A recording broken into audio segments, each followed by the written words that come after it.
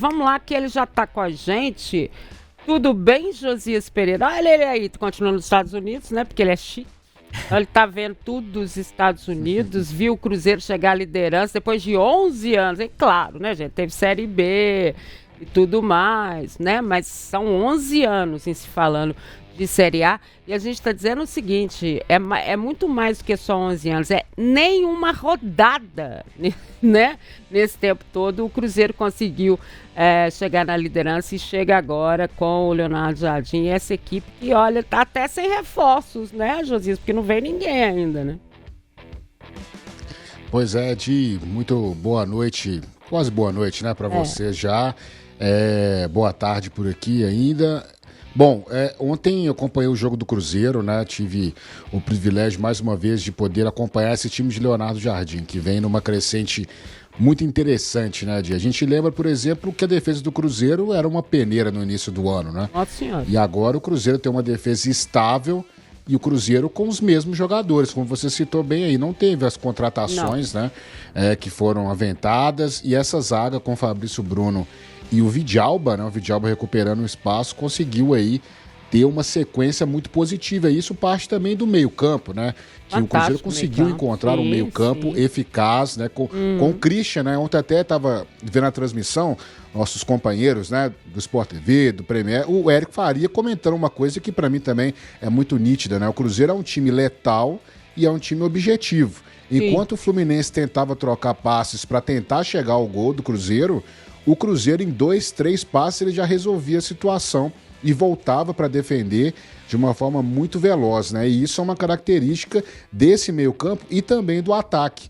E é por isso que a gente volta lá atrás um pouco e pensa no Dudu, no Gabigol atuando como esses homens do ataque do Cruzeiro. O ataque com certeza não funcionaria muito bem com esses atletas, porque eles não tinham essa capacidade mesmo de fazer essa recomposição.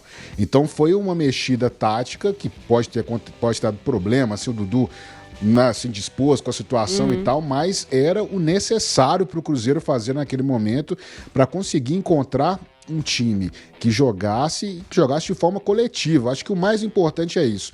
Até conversava com amigos, né, que a gente percebe que o futebol mundial hoje ele caminha para uma situação que são dos times que são coletivos mesmo, são equipes, né? Não são estrelas que estão brilhando nos times. Os times que têm grandes estrelas, eles têm passado dificuldade. Por exemplo, o caso do próprio Real Madrid, que tem hoje Mbappé, tem Vinícius Júnior, tem Bellingham, não sei o que e tal, e não conseguiu bater de frente com o Barcelona, que tem meninos, né, que também são estelares, o caso do próprio Lamine Yamal, mas tem um coletivo. Então acho que o futebol hoje ele é baseado no coletivo, né? O próprio Botafogo ano passado também, quando ganhou, tinha estrelas, tinha alguns nomes, né, de potencial, mas era um time formado coletivamente. Então acho que esse é o Cruzeiro de hoje, é um time que tem 11 jogadores, 12, 13, 14, 15, 16. Eu nunca vou me esquecer da coletiva também do Luiz Henrique, que ele falava sobre isso, né? Que o time tem que ter muito mais do que uma estrela. Tem que ter 11, tem que ter 15, tem que ter 16. Todos os jogadores na mesma rotação para que o time consiga entregar, né, aquilo que se espera dele. E o Cruzeiro, eu vejo muito isso. Acho que é um time letal, um time que merece estar onde está.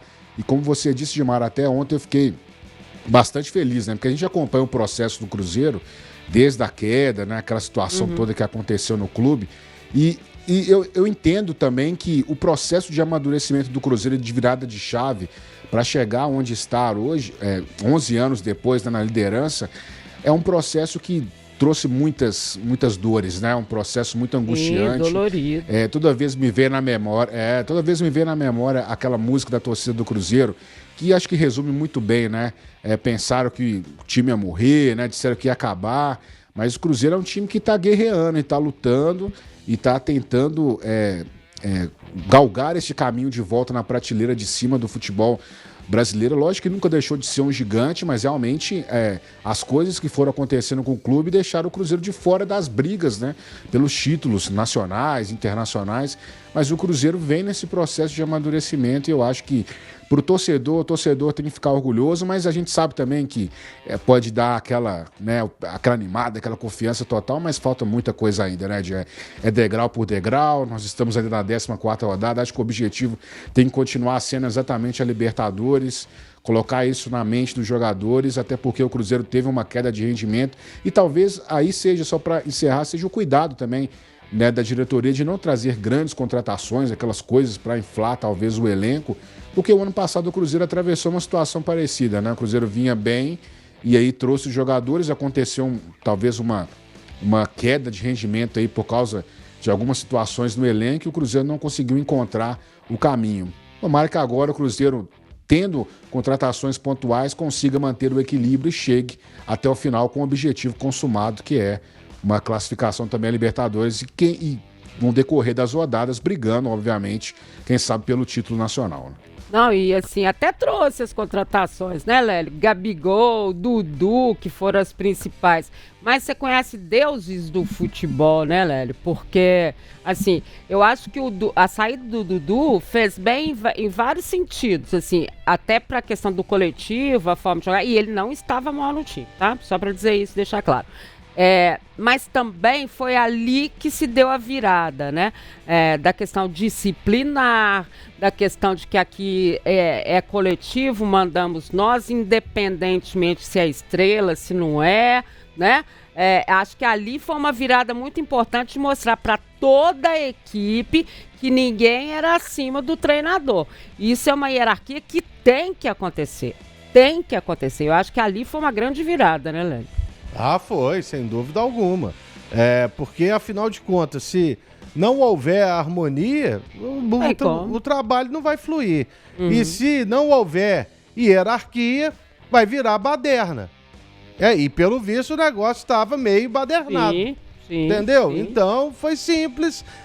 Ele teve o respaldo também do dono do clube, claro. No caso Pedro Lourenço, que inclusive, naquela semana, depois da derrota para o Internacional, ele veio aqui ao programa, na segunda-feira, ele chegando de Porto Alegre. Sim. Ele veio aqui, né, e falou que, inclusive, foi para ver o que estava acontecendo e tudo mais, e a partir dali as coisas começaram a mudar.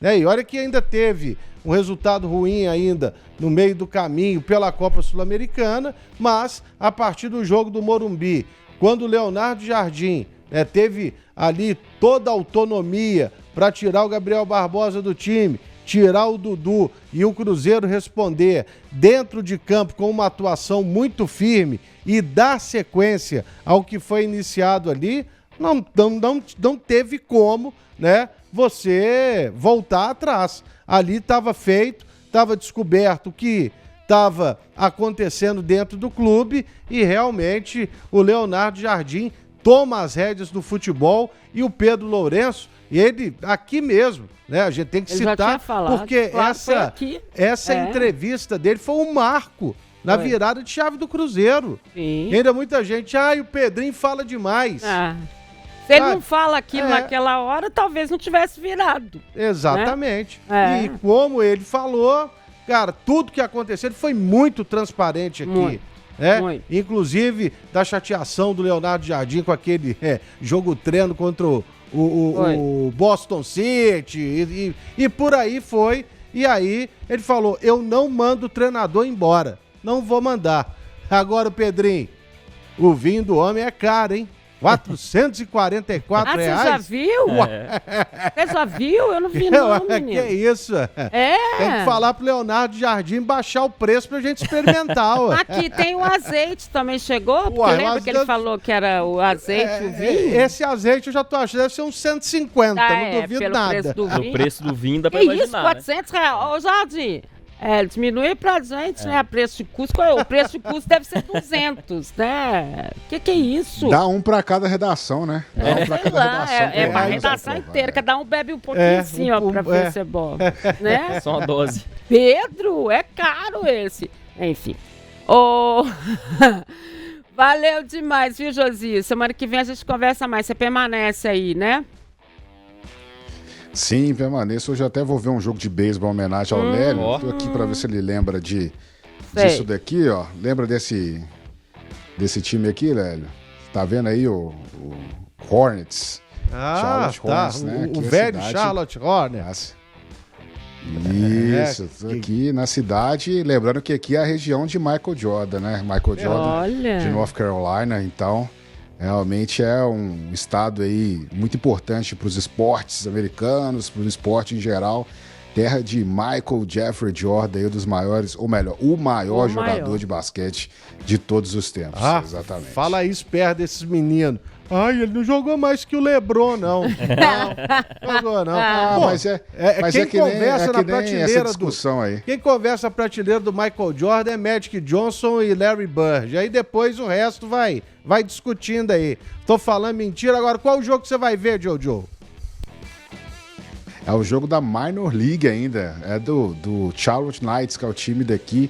É como se fosse naquela liga de desenvolvimento, né, de acesso, porque aqui na cidade não tem um time profissional, né, das grandes ligas americanas. Mas, de qualquer forma, acho que é muito importante, porque ali você consegue pensar alguns jogadores que fazem muita diferença, ainda mais no beisebol, né? As pessoas não acompanham muito aí no Brasil, mas o beisebol é um esporte que tem muita rotatividade, né? E é um esporte muito cruel, especialmente para quem arremessa a bola, né? O arremessador ele sofre bastante, as pessoas não sabem, mas a pressão é gigantesca, né? E o braço não aguenta às vezes, então é por isso que tem que ter uma rotação gigantesca. E é um esporte bem interessante de se ver, inclusive o Robson Morelli, do Estadão, ESPN, lá do Eldorado, Rádio Eldorado também, ele foi comigo ver um jogo e já saiu aprendendo tudo. Então, depois eu vou dar aulas aí sobre o esporte. Vou guardar suas aulas, tá, Josi? Tô esperando. Boa, Josi. Valeu demais, Josi. Aproveita. O Lélio gosta, tá? né? Teve um dia que eu e o Lélio, a gente ficou conversando sobre o Brasil lá, jogando num campeonato internacional, né? O Brasil até... as eliminatórias. A gente estava acompanhando. E esse ano o Brasil está na Copa do Mundo. Nós pegamos um grupo facinho aí, depois você vê contra quem que nós vamos jogar. Eu imagino. Vamos trazer essa tabela, né? Vamos prepará-la. Valeu, Josias. Obrigada, viu, querido? Valeu, um abraço. Até mais.